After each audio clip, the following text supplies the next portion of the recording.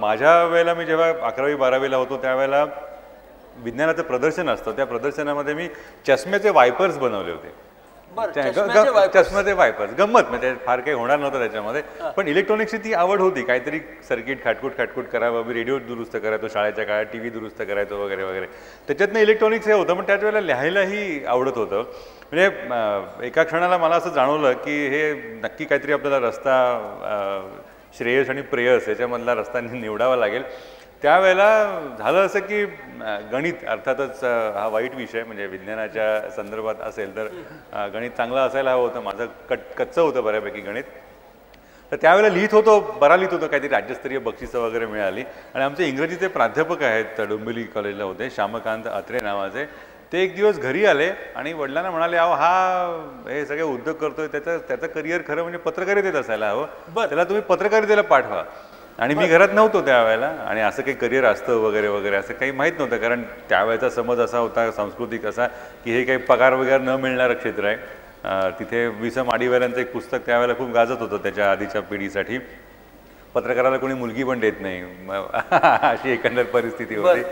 पण मग ते म्हणाले नाही, हा उत्तम करिअरचा मार्ग असू शकतो. म्हणून मग तिथून मग पुण्याला या पदव्युत्तर शाखेसाठी प्रवेश घेतला आणि मग आलो राहिलोच. मला असं नेहमी वाटतं की आपण जे शिकतो ते कधी फुकट जात नाही. अजिबातच नाही. तर मग इलेक्ट्रॉनिक्स मधल्या तुमच्या या बॅकग्राऊंडचा पुढे पत्रकारितेमध्ये तुम्हाला कसा फायदा झाला? ते खूपच मला असं वाटतं की हा खूप छान एक योगायोग आयुष्यामध्ये घडला. कारण होतं कसं की पत्रकारितेमध्ये येणारे बरेचसे हे BA मराठी, BA इंग्रजी किंवा असे काही पारंपरिक विषय घेऊन येतात. ते विषय महत्त्वाचे आहेत, त्याच्यातच काही शंका नाही. पण हा जो जगातला जो बदल होतोय ना, तो मांडण्यासाठी दोन गोष्टींचं एक चांगली पार्श्वभूमी असणं आवश्यक वाटतं. एक तर तंत्रज्ञान आणि दुसरं अर्थकारण. या तंत्रज्ञानाची पार्श्वभूमी मला असल्यामुळे त्याच्यातले दोन फायदे दिसले की त्यातले बदल जाणवत गेले. म्हणजे बिल गेट्स हा मराठी इंटरनेट आता खूप फेमस झालेलं आहे, पण इंटरनेट भारतामध्ये आलंही नव्हतं. त्यावेळेला इंटरनेटचं महत्त्व जाणणारे काही ते थोडेसे मंडळी होते, त्याच्यामध्ये मला जाणवत होतं की फार काहीतरी गडबड करणार आहे. म्हणजे त्यावेळेला मराठी टाइम्सला मी तो स्तंभ वगैरे सुरू केलेला होता. तर त्यावेळेला त्याच्यामुळे होतं कसं की हे विषय कळतात, हा एक भाग. आणि दुसरा असा महत्त्वाचा भाग असा की लिखाणाला एक शिस्त येते. म्हणजे विज्ञानविषयक जर पार्श्वभूमी असेल तर म्हणजे मीटर आपले पक्के लागतात. म्हणजे 800 शब्दाचे 1000 शब्द होत नाहीत. म्हणजे किती शब्दात काय मांडावं याची एक बुद्धीला अशी एक शिस्त लागते आणि त्या पद्धतीने मांडणी होत राहते. हा खूप मला एक फायदा वाटला. तुम्ही जेव्हा या जगाच्या पातळीवरती पत्रकार म्हणून अभ्यास करता तेव्हा जगाच्या पटावर प्रत्येक क्षेत्रामध्ये सुद्धा यश अपयशाच्या व्याख्या असतात, त्या बदलत असतात. पण जगाच्या इतिहासात असे काही जगमान्य असे निकष आहेत का की यश आणि अपयश, म्हणजे ही व्यक्ती इतिहासामध्ये यशस्वी म्हणायची, ही व्यक्ती इतिहासामध्ये अपयशी म्हणायची, तर असे काही निकष आहेत का? असे निकष म्हणजे शास्त्रशुद्ध असतील किंवा नसतील याच्याविषयी मला माहिती नाही असं म्हणता येईल, पण पॅटर्न्स मात्र नक्की आहेत. म्हणजे पुढचं दिसणं हे जे ज्याला कळतं ना तो यशस्वी होतो. आणि मला अनेक उदाहरणं म्हणजे मला त्या द्यायला आवडतीलच. म्हणजे आपल्याकडे तात्या टोपे, झाशीची राणी वगैरे सगळा संघर्ष सुरू होता. तो त्या काळामध्ये 1855 साली पेनसिल्व्हेनियामधल्या एका रसायनशास्त्राच्या प्राध्यापकाला, विद्यार्थीप्रिय प्राध्यापक होता तो, संध्याकाळी पोराटोरांना घेऊन गप्पा मारत नाक्यावरती उभं राहत असणार, खूप लोकप्रिय होता तो, चहा पाणी वगैरे काहीतरी होत असणार. तर तिथे ती विडी, ते सिगरेट वगैरे ती काय व्हायचा प्रकार, तो त्याला लक्षात आलं की आपण सिगरेट प्यायल्यानंतर मागे त्या दलदल आहे, त्या दलदलीमध्ये सिगरेट टाकली की ती विझत नाही आहे, ती जरा जास्त जोरात पेटती आहे. तर हा प्राध्यापक त्यांनी तो चिखल गोळा केला, प्रयोगशाळेमध्ये नेला, त्याचं पृथक्करण केलं. त्याचं नाव बेंजामिन सिलीमन या प्राध्यापकाचं नाव. त्यांनी तो पृथक्करण केल्यानंतर त्याला लक्षात आलं की याच्यामध्ये प्रचंड प्रमाणात वॅक्स, पॅराफिन मेण आहे आणि दुसरा जो घटक आहे तो ज्वलनशील आहे. त्या ज्वलनशील घटकाला त्यांनी वेगळं केलं. त्याचं त्यांनी पूर्णपणे त्याची एक प्रॉडक्ट लाईनसारखं असं त्यांनी ती बनवली अशी. आणि म्हणजे मोठे कशी होतात देश किंवा व्यक्ती किंवा यश कसं म्हणायचं. 1855 साली, म्हणजे इथे पोरं आहेत त्यांनी सगळ्यांनी कृपया नोंद करून घ्यावे, 1855 साली या प्राध्यापकाला असं वाटलं की याचं आपण पेटंट घ्यायला हवं. त्या पेनसिल्व्हेनिया परिसरामध्ये पेटंटचं ऑफिस नव्हतं. हा कॅनडाला गेला कॅनडाला गेल्यानंतर तिथे त्यांनी सरकारी ऑफिसमध्ये विचारलं की हे मला असं असं पेटंट घ्यायचं आहे, एवढे काही गर्दी नव्हती. त्यांनी पेटंटला अर्ज केला, त्याला पेटंट मिळालं. ज्या दिवशी पेटंट मिळालं त्या दिवशी सरकारी जो कारकून असेल त्यांनी त्याला विचारलं की तुझ्या प्रॉडक्टचं नाव काय. याला काही आठवे नाही, कारण प्रॉडक्टला नाव असं काही नव्हतं, ते यंत्र काही नव्हतं तयार झालेलं असं. त्याला काही नाव काय द्यायचं. त्यांनी असं विचार केला, हां आपण कुठलं काय, हां ते दगडातनं ते जो पसरतंय ते पाझरतंय म्हणून त्यांनी प्रॉडक्टला नाव असं घेतलं की रॉक ऑइल. ते रॉक ऑइल म्हणजे तुम्ही आम्ही आज वापरतो ते रॉकेल. आपण 1996 साली माशेलकरांची हळदीघाटी लढाई सेलिब्रेट करतो. का सेलिब्रेट करतो तर हळदीचं पेटंट अमेरिकेला जाण्यापासून वाचलं. हा जो अंतराचा जो एक मोठा प्रवास आहे ना, ज्याच्यामध्ये आपण मागे पडलेलो आहोत, म्हणजे ज्ञानेश्वर वगैरे हा सगळा काळ, शिवाजी वगैरे हा काळ, नंतर असं जगाला काही दिशा दिलं असं घडलेलंच नाही आहे. गांधी हा एक आपला एक मोठा अपवाद असा. त्यामुळे हे पुढचं बघायची वृत्ती, म्हणजे मला असे अनेक दाखले देता येतील, म्हणजे तुम्ही 100% द्यायला हवा.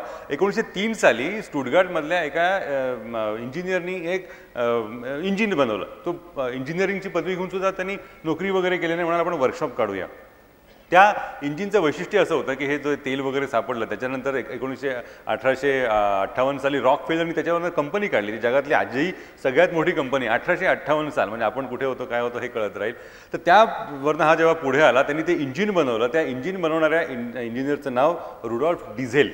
डिझेल हे आपण इंधन म्हणून वापरतो, पण त्या इंजिनियरचं नाव म्हणून ते दिलेलं आहे. त्याला दिलेली ती श्रद्धांजली आहे, ती ही आदरांजली आहे ती. तर त्या इंजिन जेव्हा बनलं तेव्हा तिथल्या एका तरुणाला लक्षात आलं की हे इंजिन लावून आपण 2 चाकाला लावू शकतो. त्यांनी 2 चाकाला ते इंजिन लावलं आणि त्या 2 चाकाला गती आली. त्याच्यातनं पहिली दुचाकी जन्माला आली, म्हणजे ज्याला मोटराइज दुचाकी असं म्हणता येईल.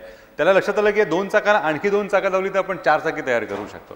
त्यांनी 2 चाकाला आणखी 2 चाकं लावली. 1900 साली विमानाचा तिकडे राईट्स झालेला होता, तिथे फोर्ड स्वतःची गाडी तयार करत होता. स्टुटगार्टमधल्या या इंजिनियरनी 2 चाकाला 2 चाकं लावली, गाडी तयार केली. त्याला लक्षात आलं की आपण इंडस्ट्रियल प्रोडक्शन करू शकतो. तिथल्या बँकेमध्ये गेला. बँकेने सांगितलं अरे खरंच तुझ्या कल्पनेमध्ये दम आहे, तुला कर्ज घे. त्या बँकेच्या अधिकाऱ्यांनी त्याला कर्ज दिलं. त्याच्यावरती त्याचा कारखाना तो उभा राहिला आणि कारखान्यात लक्षात आलं की अरे खरोखर आपण करू शकतो. आता गाडी बाहेर काढायची वेळ आली, विकायची वेळ आलेली आहे. ती जेव्हा विकायची वेळ आली त्यावेळेला हा पठ्ठा त्या बँकेच्या अधिकाऱ्याकडे गेला परत आणि म्हणाला की नाही ही गाडी मी विकणार आहे, त्याचं आता उद्घाटन आपल्याला उद्या करायचं आहे, तर तुम्ही जरूर या. कारण त्या बँकेच्या अधिकाऱ्यांनी त्याला कर्ज दिलेलं होतं. त्या बँकेचा अधिकारी म्हणाला अरे छान, फारच छान, काय ठरवलं तुझ्या प्रॉडक्टचं नाव वगैरे. परत त्या पेटंटसारखा किस्सा, प्रॉडक्टचं नाव विचारच केला नव्हता, कारण त्याची बाकीची सगळी ऊर्जा त्याच्यामध्ये गेलेली होती. तुम्हाला नाही सर काही विचारच मी केलेलं नाही आहे, तुम्ही सांगा काय नाव द्यायचं किंवा तुम्हीच काहीतरी नाव सुचवा. त्या दिवशी त्या बँक अधिकाऱ्याच्या मुलीचा वाढदिवस होता, पहिला वाढदिवस होता. तो बँक अधिकारी म्हणाला असं कर ना, त्या मुलीचंच नाव त्या गाडीला देऊन टाक. त्या मुलीचं नाव मर्सिडीज, त्या इंजिनियरचं नाव कार्ल बेन्झ. मर्सिडीज म्हणून मर्सिडीज बेन्झ. मर्सिडीज मुलीचं नाव बेन्झ, त्या जन्म त्याचं नाव. म्हणजे ही माणसं असं पुढचं बघतात ना, हे थोर वाटतं. हे तुमच्या क्षेत्रामध्ये यश अपयशाच्या विविध टप्प्यावरती असलेली माणसं तुम्ही पाहता, संस्था पाहता, चळवळी पाहता. एक पत्रकार म्हणून तुम्ही वेगवेगळ्या कारकिर्दींचं अवलोकन करत असता, माणसांच्या सुद्धा आणि संस्थांच्या सुद्धा. तर ही प्रोसेस की ही प्रोसेस बघताना तुम्हाला असं त्यातलं उल्लेखनीय असं, म्हणजे आता आपण ग्लोबल बोललो, आता आपण थोडं लोकल येऊया की ह्याच्यामध्ये ही संस्था, तिचं यश अपयश, हा माणूस, तिचं यश अपयश, असं काही तुम्हाला उदाहरणाने सांगता येईल का? पटकन असं एखाद्याला सर्टिफिकेट देणं हे आमच्या व्यवसायात जरा अवघडच असतं. कारण तो एखादा कोणीतरी सांगतं की हा फार थोर आणि फार चांगला आणि त्यातही सरकारी अधिकारी तर स्वच्छ अधिकारी आहे असं म्हणलं की आमचे अँटिने तवकारतात आणि मग त्यांनी काय काय उद्योग केलेले आहेत हे सगळं दिसायला लागतं. त्यामुळे हा जो भाग आहे हा तसा भारतीय पत्रकारितेमध्ये मला खूप कमी जाणवतो. पण त्याच्यातही जी उदाहरणं आहेत ना, तिने मला खरोखर थक्क व्हायला होतं. म्हणजे अमूलचं उदाहरण असेल, त्या माणसाने जे काम केलेलं आहे तो भाग घेतला. तर आपल्या श्रीरामपूरला तिथल्या काही शास्त्रज्ञांनी लाल भोपळ्या एवढी मोसंब्याच्या जाती विकसित केलेल्या आहेत. त्याच्यावरती इतकं पायाभूत काम सुरू झालेलं आहे ना, पण ह्या सगळ्याविषयी बोलणं हे अजिबात फॅशनेबल नाही.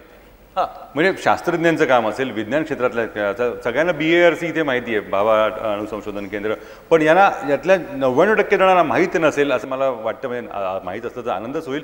पण भारतातल्या उत्तम जाती भाताच्या BARC तयार झालेल्या आहेत. भुईमुगाच्या जातींवरचं उत्तम काम हे BARC मध्ये झालेलं आहे. त्यामुळे मला हे विज्ञानाची पार्श्वभूमी असल्यामुळे ही जी कामं आहेत ना ही मला मांडायला खूप आवडतं. तुम्ही कधीही जर बारामती परिसरात गेला तर डायनामिक्स डेअरी नावाचं तिथलं जे उदाहरण आहे ना हे जगात नोंद घ्यावी असं उदाहरण आहे. आपल्यापैकी अनेकांना माहिती नसेल, जगामध्ये म्हणजे मी पूर्ण जबाबदारीनं विधान करतो, जगामध्ये डायनामिक्स डेअरी हा एकमेव असा अपवाद आहे, एकमेव जगात एक आहे की जिथे नेस्ले सारखी कंपनी दुसऱ्या कोणाचं तरी चीज घेते. बर, जगामध्ये नियम असा आहे नेस्लेचा की स्वतःचं चीज स्वतः बनवतात. एकमेव जगात अपवाद असा आहे की ते दुसऱ्याकडनं चीज घेतात, ते म्हणजे डायनामिक्स डेअरी. आणि डायनामिक्स डेअरीचं परत त्याच्यातलं वैशिष्ट्य असं आहे की हे चीज ते ब्रिटानियाला पुरवतात, चिझलिंग्स जी बनतात त्यासाठी. हे चीज ते मॅकडोनल्डला पुरवतात आणि त्याच वेळेला नेस्लेलाही चीज हे पुरवतात. हे संपूर्ण शेतकरी करतात. तसंच वारणानगरचं नेटवर्क विलेजेसचं उदाहरण देता येईल. 40 गावांनी स्वतःचं इंट्रानेट तयार केलं आणि ही माणसं डायरेक्ट इम्पोर्ट एक्सपोर्ट करतात. हे सगळे शेतकरी आहेत. दूध त्या संघात जाऊन घालायचं आणि त्याच्यातनं येईल ते पैसे मिळवायचे, असं पण खूप समृद्ध परिसर आहे सगळा. तुम्हाला खोटं वाटेल म्हणजे त्या शेतकऱ्यांना त्या आम्ही सहज बातमीसाठी भेटायला गेलो, इकॉनॉमिक टाइम्समध्ये मी होतो त्यावेळेला. तिथे बोलता बोलता त्यांनी त्यातल्या एकाने मला गमतीनं विचारलं काय की आमचं जे साहेब आहे ना त्याचं लग्न आहे, तर आम्हाला त्यांना लग्नाची भेट द्यायची आहे. म्हटलं मग म्हणजे त्याच्यात विचारण्यासारखं काय, चर्चा करण्यासारखं काय नाही. म्हणाले ते भेट कुठे मिळते ते आम्हाला माहीत नाही. तर भेट त्यांना काय द्यायची होती, साधे शेतकरी आहेत हे, साधे अक्षरशः साधे शेतकरी आहेत, म्हणजे ते स्वतः अशिक्षित असतीलच पण त्यांना आपल्या त्या ज्याच्यामुळे आपलं भलं झालं त्याला लग्नाची भेट द्यायची होती, ती हेलिकॉप्टरची द्यायची होती. आणि हेलिकॉप्टर कोणत्या दुकानात मिळतं हे माहीत नव्हतं. मला हा विकासाचा इतका अप्रतिम उदाहरण वाटतं आहे की एका बाजूला विदर्भ आत्महत्यावाला आहे, एका बाजूला वारणानगरच्या परिसरातल्या शेतकऱ्यांना आपल्या सहकारी संघाच्या प्रमुखाला हेलिकॉप्टर लग्नाला भेट द्यायची आहे, त्यांना ते कुठे मिळतं ते प्रश्न पडलाय. पण असं कधी म्हणता येतं का की अमुक एक संस्था किंवा अमुक एक व्यक्ती आता यशाच्या दिशेने चालली आहे, असं कधी वाटतं की अरे आता हे यशाकडे चाललेत बरं का? आपल्याकडे यशाचे निकष खूप सोपे आहेत. काय आहेत बरं ते? म्हणजे आर्थिकदृष्ट्या सुस्थितीत असला, बऱ्यापैकी पैसे कमवलेले असले, 1-2-4 गाड्या असल्या, नाव असलं, पेपरमध्ये TV वरती छापून येत असलं तर ते यश. पण बेगम अख्तरची गझल आहे, तुम्ही स्वतः त्यातले प्रेमी आहात, की फार सुंदर ओळ आहे की सितारों के आगे जहां और भी है, सितारों के आगे जहां और भी है. हे चांदणं हे यश दिसतं, त्याच्या पलीकडे आहे, अजून पृथ्वी आहे, पण याच्या पलीकडचे ते काम करणार आहेत ना. अशा अनेक संस्था आहेत, अशा अनेक संघटना आहेत की ज्यांच्या दुर्दैवाने त्याला यश म्हणजे आपल्या निकषानुसार, कारण हे मध्यमवर्गीय मानदंड आपल्या इतके चुकीच्या पातळीवर लागले गेलेले आहेत ना की खूप क्षुद्र गोष्टींना आपण यश म्हणतो, पण त्याच्या पलीकडे जाऊन ते काम करणार आहेत ते मला खूप मोठे वाटतात. तुमच्यासारख्या संस्थेचं काम मला हे महत्त्वाचं असं वाटतं की अपयश म्हणजे चर्चिल म्हणालेलं आहे की success is never final and failure is never fatal. अपयश कधी जीव घेणं नसतं, पण आपल्याकडे अपयश जीव घेणं होतं. मी स्वतः त्या अवस्थेतनं गेलेलो आहे, पालक म्हणून पाहिलेलं आहे, विद्यार्थी म्हणूनही पाहिलेलं आहे. अनेक इथे पालक असतील त्यांना जाणवत असेल. मी 100% सांगतो, इथे ते पालक आहेत ना त्यातल्या एखाद्या मुलांनी तर त्यांच्यात ठरवलं की असं उदाहरणार्थ त्यांच्या मुलांनी त्यांना सांगितलं, तो मुलगा 10वीला आहे, कल्पना करून बघा, त्या मुलाने आपल्या आईवडिलांना सांगितलं की बाबा मी 10वी नंतर भूगोलामध्ये PhD करीन म्हणतो. त्याला हाकलून द्यायची म्हणजे काय अवदसा आठवली त्याला, अशी पद्धतीची रिॲक्शन होईल. पण ह्याचं कारण असं की आपल्या सामाजिक स्तरावरती अपयशाची इतकी प्रचंड भीती आहे आपल्याला, त्यामुळे आपण यशाला खूप क्षुद्र करून टाकलेलं आहे. अतिरेकी विधान वाटेल पण चांगल्या अर्थाने मला म्हणायला आवडेल की जगाचा इतिहास हा नापासांच्या कर्तृत्वाचा इतिहास आहे. आता या टप्प्यावर बिल गेट्सकडे येऊया. कारण बिल गेट्स हा एकेकाळी या सगळ्या समाजमान्य निकषांवरती अगदीच कुठं नव्हता आणि नंतर जग म्हणायला लागले की त्याच्यासारखा यशस्वी माणूस नाही. तर बिल गेट्सचा प्रवास आणि बिल गेट्सला तुम्ही भेटलात, त्या भेटीबद्दल आम्हाला सांगा. म्हणजे मला त्याचं एका अर्थाने कुतूहल होतं की मी असं काहीतरी करीन, म्हणजे या लोकांचं म्हणजे मुलांना हे खरोखर सांगायला हवं की मी माझा टर्नओव्हर इतका होईल हे उद्दिष्ट ठेवत नाही तो ही माणसं. म्हणजे स्टीव्ह जॉब्स असेल की नाही माझा 100 कोटी, हे असल्या नंबरमध्ये अडकतच नाही, पण मी असं काहीतरी करीन की जे जग डिफाईन करून जाईल. बिल गेट्सच्या संदर्भात कौतुक त्याच्या पालकांचं वाटतं की असं नाही वाटलं की स्टॅनफोर्डला नापास झाला, आपलं तोंड काळं करायला हवं त्याने, किंवा आता आम्ही जगण्याला नालायकच आहोत वगैरे वगैरे. त्यामुळे यांच्या यशामध्ये ना एक खूप सामान्यपण असतं. म्हणजे आपल्याकडे मला फालतू लोक खूप मिरवतात, म्हणजे अगदी छोटे छोटे यशाने ना ते असे छाती फुगवून आपण जगत जिंकलं वगैरे वगैरे. पण बिल गेट्स जेव्हा खराखुरा बिल गेट्स होता, हे 91-92च्या सुमारातली गोष्ट, त्यावेळेला त्याला जेव्हा भेटायची संधी मिळाली त्यावेळेला मी औरंगाबाद जवळच्या अंबड औद्योगिक वसाहतीत एखादा छोटा वर्कशॉप चालवणाऱ्या माणसाच्या त्याला भेटतोय, काय जग डिफाईन करणाऱ्या माणसाला भेटतोय, काहीही फरक नव्हता, कुठलाही आविर्भाव नाही, अत्यंत साधा. कॉफीसुद्धा त्या माणसाने जी सर्व केली ते स्वतः कॉफी मशीन, म्हणजे लाजून लाजून किती चूर बाबा असं मलाच त्यावेळेला वाटलं, पण कुठलाही मोठेपणाचा आविर्भाव नाही. आणि हे जे सांगणं आहे ना, म्हणजे मी काहीतरी करून दाखवलेलं आहे आता जगाला सांगेन, अजिबातच नाही. त्यांच्या विचारांची तीव्रता त्याच्यामध्ये जाणवते, पण कृतीमधलं जे साधेपण आहे ना हे खूप मोठेपण, म्हणजे आपल्याला फक्त ते जे.आर. डी, रतन टाटा यांच्यामध्येच ते बघायला मिळतं. त्यामुळे त्याचं साधेपण इतकं भावलं मला की जगातल्या त्याची इच्छा काय, त्याची मी 1000 कोटीचा मालक होईल का, इच्छा नाही.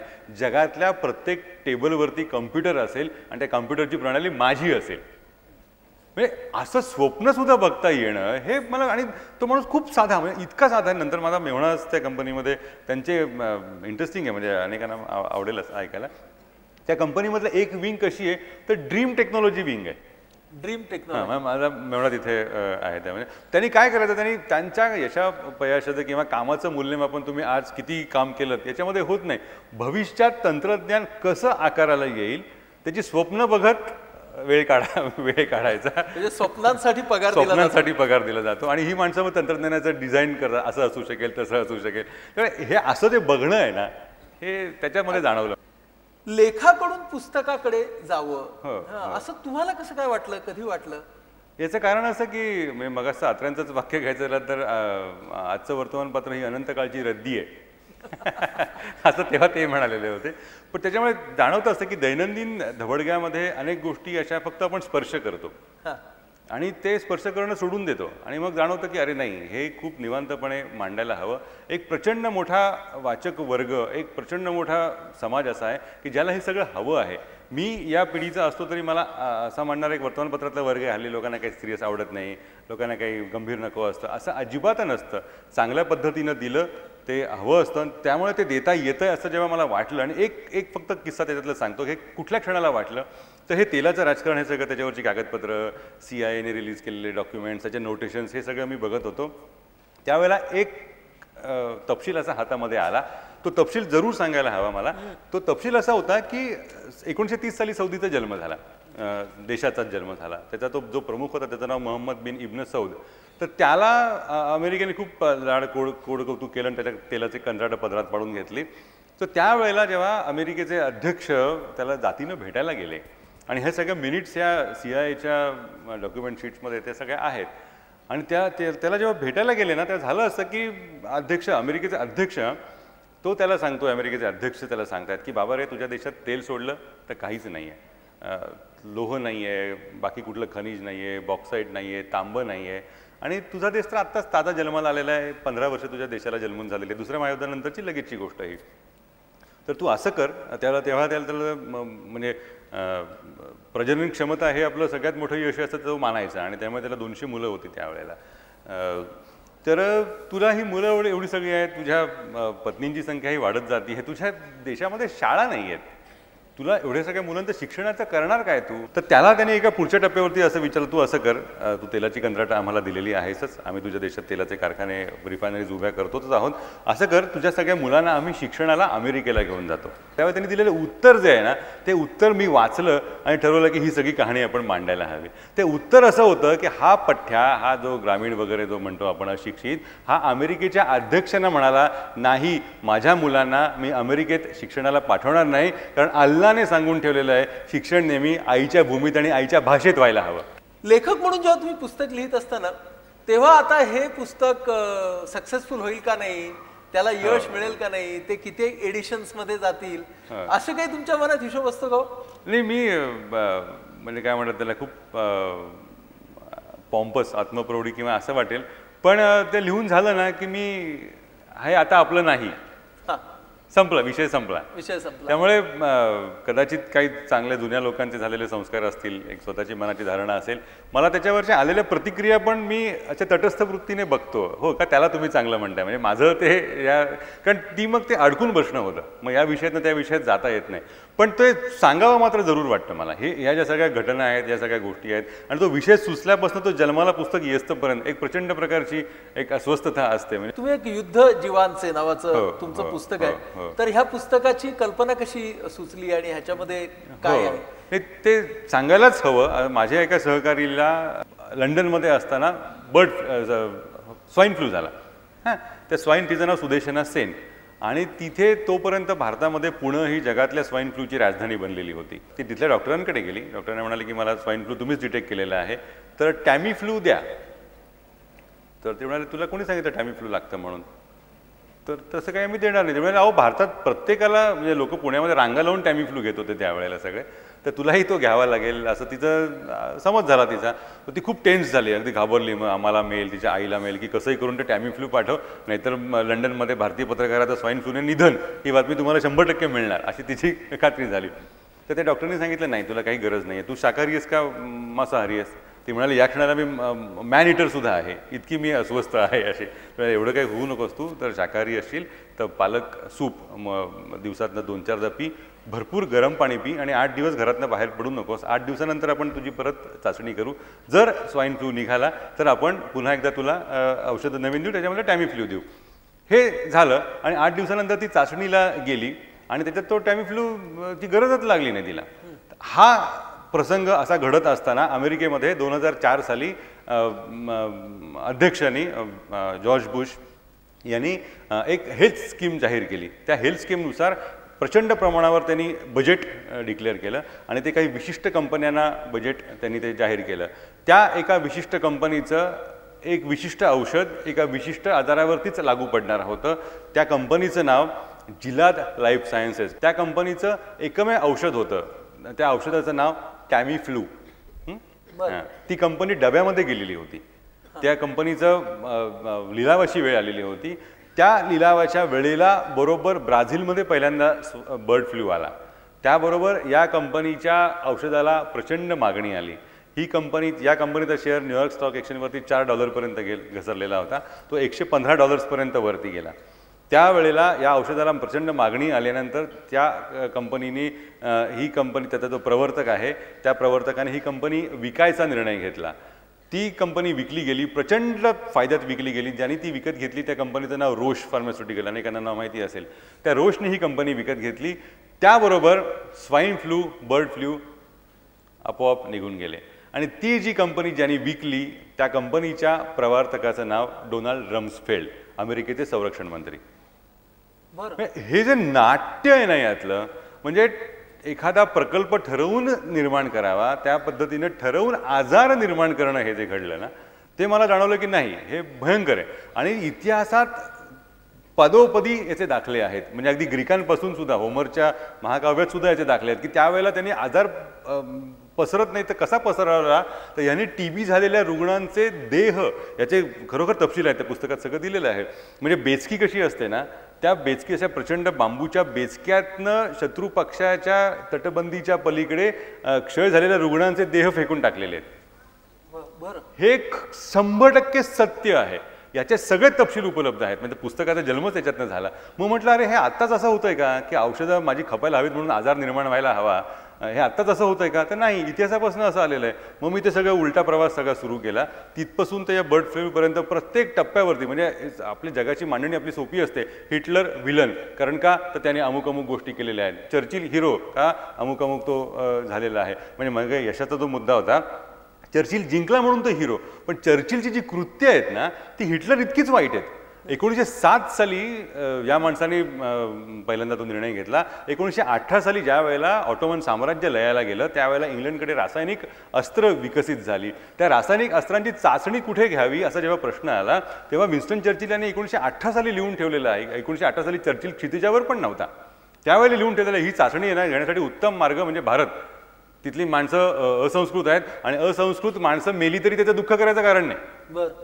हे पत्रातले शब्द आहेत, हे पत्र छापलेलं आहे त्या पुस्तकामध्ये. तिथपासून हा सगळा इतिहास आहे. जपान, आपण सगळं म्हणतो जपान बिचारा वगैरे वगैरे, पण जपानचा शिरो इशी नावाचा हा जो प्रमुख होता बायोलॉजिकल वॉरफेअरचा, त्यांनी केलेल्या ज्या गोष्टी वाचल्या ना, तर त्यांनी मारलेली माणसं ही हिटलरच्या छळछावण्यांमध्ये मारलेल्या माणसांच्या 13 पट अधिक आहेत.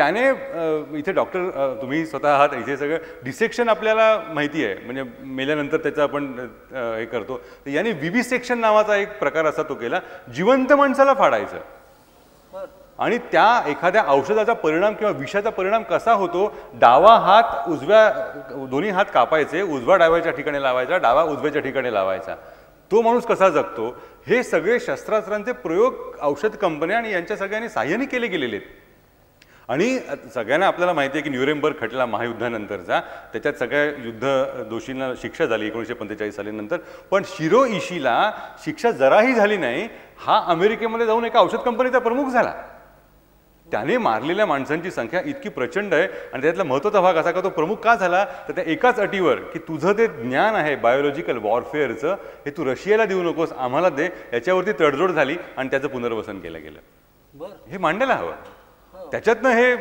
सगळं रामायण महाभारत जे काय आहे ते जन्माला आलं खरंच तुम्ही जेव्हा एवढं पाहता हो तेव्हा खरं यश कुठलं हो आणि मतलबी यश कुठलं या दोघांच्या मधला फरक तुमच्या डोळ्यासमोर निश्चितपणे येत असेल तर हे जे खरं यश आहे आणि तात्पुरतं किंवा मतलबी यश आहे ह्याच्यातला फरक कसा करायचा म्हणजे या पुस्तकाचा दाखला दिला ना तर तिथे एक व्यक्ती अशी होती की त्याला असं जाणवलं की अरे हे प्लेग वगैरे हे सगळे आपण पसरवत आहेत ना तर त्या म्हणजे त्या पुस्तकाची सुरुवात एका ठिकाणी असं मी लिहिलेलं आहे की माणसाच्या प्रगतीचा इतिहास हा माणसं मारण्याच्या शास्त्राचा इतिहास आहे कशा कशा पद्धतीने माणसं मारत गेलो त्याच्याप्रमाणे प्रगती आपली होत गेली तर त्यावेळेला अशा वातावरणात सुद्धा एखाद्या माणसाला वाटतं की याच्यापासून आपण काहीतरी वेगळं करावं आणि तो माणूस प्रयत्न करतो आणि त्याला जाणवतं की अरे हे होऊ शकत नाही आहे हे त्याच्यासाठी काहीतरी वेगळं करावं लागेल म्हणून तो स्वतःच ते रोगजंतू स्वतःला स्वतःच्या पत्नीला स्वतःच्या मुलाला टोचून घेतो त्याच्यातनं लस तयार करतो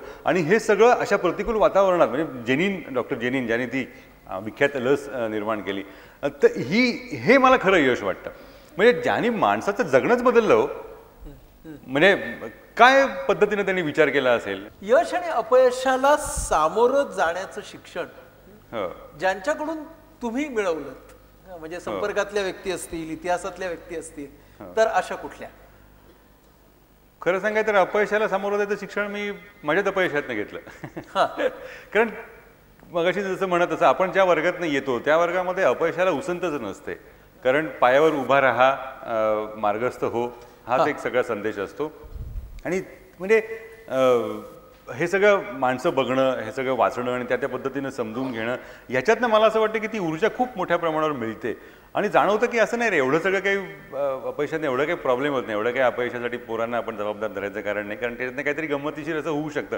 त्यामुळे त्या पातळीवर मला आता पालक म्हणून हे सगळं बघतो तेव्हा असं जाणवतं की एकच आपण करायला हवं तुला आवडतंय ते कर यावरतीच त्याच्यावरती मुलांना ठेवायला हवं कारण तसं झालं असतं तर मी कधी कधी असा विचार करतो की मी इलेक्ट्रॉनिक्स घेऊन जर्नलिझममध्ये आलो मी इकॉनॉमिक टाइम्सचा पॉलिटिकल एडिटर झालो मी भूगोल घेऊन एखादा स्पेशलायझेशन करतो तो न्यूयॉर्क टाइम्सचा पॉलिटिकल एडिटर होतो हा जो फरक आहे म्हणजे पदांमधला असं नाही पण एखाद्या दृष्टीमधला असा तो त्यावेळेला जाणवतं की नाही असं करता कामा नये आणि त्यामुळे आता असं वाटतं की हे फार आपण तात्कालिक यशापयशाने मोजू नये एक काहीतरी दीर्घकालीन त्याला जगण्याचे संदर्भ जगण्याची त्याला उसंत त्याला मिळते का त्याला आनंद मिळतोय का म्हणजे कोणाचं तरी काहीतरी विख्यात वाचलं आठवतं की 99% लोक सकाळी उठून ऑफिसला जातात आणि 1% लोक आनंदी असतात आणि स्वतःला आवडेल ते करतात मग त्या 1%चं प्रमाण जरा वाढायला हवं तुम्हाला पालक म्हणून मग काय अनुभव आला तुमच्या मुलांच्या संदर्भात म्हणजे त्यावेळेला तुम्हाला तो प्रकार माहिती आहे माझा तो प्रॉब्लेम तोच अर्थात माझ्या मुलीचा प्रॉब्लेम 100 गोष्टींमध्ये रस हे करावं ते करावं नाही मग कुठलं सोडावं आणि अशा वेळेला पालकांचं म्हणून जे काही टेन्शन असतं ते असतंच कुठल्याही पालकाला असतं पण त्या एका टप्प्यावरती मी थांबलो आणि ठरवलं की नाही याचं आपण जराही टेन्शन घ्यायचं नाही तिला आवडेल तेच तिने करू द्यावं म्हणजे 12वीला असताना आता 12वीला 10वीला मुलं असली की घरात किती आणीबाणीची परिस्थिती असते ते मी सांगायची गरज नाही पण ते 12वीच्या वर्षात तिने म्हणजे ती नाटकात कामं करायची त्यावेळेला गमभन नावाचं खूप सुंदर नाटक जन्मात आलं होतं रुईयाच्या चळवळीमधनं 250 प्रयोग केले 12वीच्या वर्षात तिने म्हटलं तू 100% कर तुला वाटतं ना आवडीचं कारण याच्यातनं मला थोडीशी एक उसंत मानसिक अशी मिळाली की ज्या वेळेला आपण मुलांना तुला आवडेल तेच कर असं सांगतो ना त्यावेळेला चांगलं काही करते जबाबदारी त्याच्यावर जाते बरोबर पण त्यामुळे आता मला याच्यात यशस्वी व्हायलाच हवं कारण आईवडिलांनी मला जबरदस्ती केलेली नाही आहे हा जो एक जबाबदारीचा अप्रत्यक्षपणाचा जो दबाव आहे ना, तो मला जास्त क्रिएटिव्ह वाटतो. म्हणजे त्यामुळे ही जी उसंत पहिल्यापासून देणं आहे हे मला जरा पालक म्हणून कर्तव्याचं वाटतं. बरं, आणि मग पुढे काय झालं 12वी नंतर? हा, तिने थिएटर केलं. तिने सत्यदेव दुबे यांचा वर्कशॉप केला. त्या वर्कशॉपमधनं तिला ते नाटक तिला प्रेमाचं होतंच. तुम्हाला माहिती आहे नाटकाचं प्रेम किती वेळ करतं ते सगळं ते. मग ती सातत्याने त्या थिएटरमध्ये झाली. त्याच्या प्रयोगानंतर त्या विजयाबाईंनी मध्यंतरी एक वर्कशॉप केला होता. त्या वर्कशॉपमध्ये तिला नीना कुलकर्णीच्या बरोबर त्यांनी तिला वागवलं, त्याच्यातनं ट्रीट झालं. त्याच्यातनं ती आता सध्या रेडिओ इंडस्ट्रीमध्ये आहे. रेडिओ मिर्चीमध्ये ती स्वतःचा तिचा डिझायनर प्रोग्राम आहे. रोज 11:15 ते 2 म्हणजे पुणे आकाशवाणी केंद्रावरती तो असतो. तर तिने तिचा मार्ग काढला. आणि तत्व हे माझं काम हे मी एन्जॉय करते का, हे मला सुद्धा हा प्रश्न पडतो. आणि मला वाटतं की होय, हे याचं उत्तर जोपर्यंत होकारार्थी आहे तोपर्यंत काम करण्यात मजा आहे. त्यामुळे ते जास्त चांगलं सोयीचं वाटतं. व्यक्तीचं यश आणि समूहाचं यश ह्याच्यात मोठं काय? समूहाचं यश. पण त्या समूहाच्या यशाची सुरुवात ही त्या व्यक्तीच्या मोठेपणात झालेली असते. ती व्यक्ती मोठी असेल ना, म्हणजे पुन्हा एकदा दाखला देतो आपल्या, म्हणजे द्यायला हवा. कारण ही उदाहरणं मला असं वाटतं की ना त्या पर्स्पेक्टिव्हमध्ये मांडायलाच हवीत. सगळेजण आपण आपल्या इतिहासाने भरून गेलेलो असतो की शिवाजी महाराजांचा इतिहास आहेच, मोठा आहेच, त्याच्यात शंकाच नाही आहे. पण इतिहासाची चाचपणी ही भूतकाळाच्या आणि भविष्याच्या परिघातनं जर केली ना, तर त्या प्रिझममधनं केली ना, तर तो इतिहास आपल्याला कुठे आहे आपल्याला कळतं. म्हणजे एक उदाहरण देतो. 1630 साली शिवाजी महाराजांचा जन्म, 1680 साली निधन, 50 वर्षाचं होणं पुरं आयुष्य. त्यांनी प्रचंड काही ताकदीच्या गोष्टी केल्या. त्या किल्ल्यांची अवस्था आपण आता काय आहे. 1635 साली 34 साली इंग्लंडमधनं एक शिक्षक त्याच्या वडिलांना TB झालेला असतो.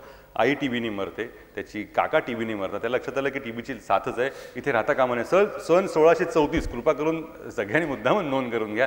हा लंडनमधनं उठतो, अमेरिकेला जातो. जाताना त्याच्याबरोबर काय असतात? फक्त पुस्तकं. म्हणजे शिक्षक असूनही तो पुस्तकं वाचत असतो, म्हणजे मोठेपणा आहे असं. तर 300 पुस्तकं त्याच्याबरोबर असतात. हे सगळं घेऊन तो अमेरिकेला येतो. अमेरिकेला राहतो. अमेरिकेला त्याला निमोनिया होतं काही वर्षाने. मग तिथे त्याचं निधन व्हायची वेळ येते. त्या लक्षात आलं आता इथे जगण्यात काही अर्थ नाही. इंग्लंडलाही असतो तो गेलो असतो, इथे आता मरण अटळ आहे. तो बायकोला सांगतो ही जी पुस्तकं आहेत, जे काय 60-70 पाऊंड आहेत, हे ते जवळच्या चर्चला दे. कारण तो चर्चच्या शाळेचा शिक्षक असतो, कॉन्व्हेंटचा शिक्षक असतो. आणि ती बायको ते देते. आणि त्याची इच्छा काय असते, म्हणजे व्यक्तीचं यश हे समूहाचं यश कसं होतं याचं क्लासिकल केस आहे ही. म्हणजे याच्या इतकी सुंदर घटना असूच शकत नाही मोठ्या यशाची. तो त्या चर्चला सांगतो की माझी पुस्तकं आणि हे माझे पैसे हे तुम्ही ठेवा, एक छोटं वाचनालय सुरू करा. या परिसरातनं कोणी अभ्यासू मुलगा वेगळं काही करत असेल त्याला तुम्ही उत्तेजन म्हणून या पैशातनं काहीतरी निधीतनं त्याला देणगी देत चला. जमलं हा प्रयोग टिकला तर एखादी छोटी शाळा याच्यातनं सुरू करा. ते चर्च करतं. बरं, 1634 साल हे 1634, 30 साली शिवाजी महाराजांचा जन्म आहे, 1634 सालची घटना आहे. ते तसं करतं. आणि त्या शाळेतनं तो जो त्या शाळेचा आणि त्या कल्पनेचा एवढा विस्तार होतो की त्या प्राध्यापकाचं नाव जर मी आता मुलांना सांगितलं तर खोटं वाटेल. त्या प्राध्यापकाचं नाव जॉन हॉर्वर्ड विद्यापीठी त्याचा जन्म आहे. आपण व्यक्तीच्या यशाला यश मानतो. शिवाजी महाराजांचं यश असेल तर त्यांनी व्यक्तीच्या बरोबर समाजाला यशस्वी केलं. त्यामुळे जॉन हॉर्वर्ड हा मोठा काळ त्यांनी अख्खे समूह विकसित केला. त्यामुळे व्यक्तीचं यशातनं समाजाच्या यशात रूपांतर झालंच पाहिजे, तर तो समाज मोठा होतो, समाज पुढे जातो. आपल्याला व्यक्ती मोठ्या होतात, समाज पुढे जात नाही. अजून एक प्रश्न मला असं वाटतो की नेहमी असं लोक म्हणतात बरं का, की बाबा यश आणि अपयश या ह्या एका नाण्याच्या दोन बाजू आहेत. यशाकडे आणि अपयशाकडे स्थिरचित्त होऊन पहा वगैरे वगैरे वगैरे. तर हे म्हणजे कसं पाहायचं? नाही, हा मला पण पडलेला प्रश्न आहे. म्हणजे कसं होतं की आणि किती मांडणी आपली ती पातळ असते. म्हणजे याच्यातलं जाणवतं की ओव्हर कॉन्फिडन्स आणि कॉन्फिडन्स हा यश आणि अपयशाच्या सीमारेषेमधला असतो.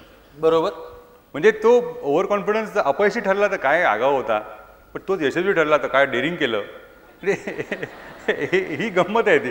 म्हणजे शेवटी यशातनंच बघणार काय सगळं. प्रयत्न सुद्धा सुंदर असतो ना. मला वाटतं फार महत्वाचा मुद्दा तुम्ही मांडलात की प्रयत्नांची सुंदरता अजिबातच लक्षात न घेतल्यामुळे यशाला इतकं महत्व दिलं जातं की त्यामुळे अपयशाची भीती जन्माला येते. आणि जर आपल्याला एक समाज म्हणून पुढे जायचं असेल तर यशापेक्षाही प्रयत्न हे किती सुंदर आहे. ते मनपूर्वक केले तर त्यातून काय होऊ शकतं हे जेव्हा कळेल त्यावेळेला अपयशाची भीती ही आपोआपच कमी होत जाईल असं आपल्याला दिसतं. मित्रो, आता गिरीशजी आपल्याशी बोलतायत, ते बोलताना तुम्हाला जाणवलं का नाही मला माहित नाही, पण मला सतत जाणवत होतं की त्यांनी आपल्याला इथं बसताना संपूर्ण काळाची आणि संपूर्ण जगाची एक सफर घडवून आणली, की त्या सफरीमध्ये आपल्या इकडचा इतिहास आहे, आपल्या इतिहासातले संदर्भ आहेत, त्याचबरोबर त्या वेळेला जगामध्ये काय घडत होतं हे ते आपल्याला सांगत होते. आणि संदर्भ हे असणं, संदर्भ आपण वाचणं हे एक महत्वाचं आहे, परंतु ते संदर्भ योग्य वेळी आठवणं. आणि तुमच्या लक्षात आलं का बघा, इतकी सालं, इतकी नावं त्यांनी घेतली, पण ते कुठेच मध्ये अडले नाहीत. ती गोष्ट आपण आनंदासाठी शिकतो, ती लक्षात ठेवायला आपल्याला फारसे कष्ट करावे लागत नाही. तुम्ही आज आमच्या समोर यशाचा आणि अपयशाचा एक वेगळाच आलेख, त्याचे जागतिक संदर्भ, त्यातले इतिहासातले संदर्भ मांडलेत आणि ते आम्हाला सगळ्यांना खूप उपयुक्त ठरतीलच नक्की. ह्याचं कारण असं की व्यक्ती, कुटुंब, समाज, राष्ट्र आणि जग अशी मांडणी करण्यासाठी हा योग्य काळ आहे आणि व्यक्तीकडून या संपूर्ण समष्टीकडे जाण्याचा योग्य काळ आहे. त्याच वेळेला या जगामध्ये आज अशा अनेक यंत्रणा, असे अनेक फोर्सेस आहेत की जे तुम्हाला सांगतायत की नाही, उलट जा, फक्त व्यक्तीकडेच जा. तेव्हा हा जो संघर्ष आहे की जिथं आपण व्यक्तीकडून समष्टीकडे जायचं का फक्त व्यक्ती म्हणत अधिकाधिक व्यक्ती केंद्रित व्हायचं, ह्या जो आपल्या तुमच्या आणि माझ्या मनातला हा जो संघर्ष आहे तो सोडवण्यासाठी आज सकाळी विवेक सावंतांचं भाषण आपण जर बघितलं आणि त्याच्या बरोबर आता गिरीशचं भाषण जर आपण ठेवलं तर आपल्या मनाच्या खिडक्या उघडण्यासाठी त्याची खूप आपल्याला मदत होणार आहे.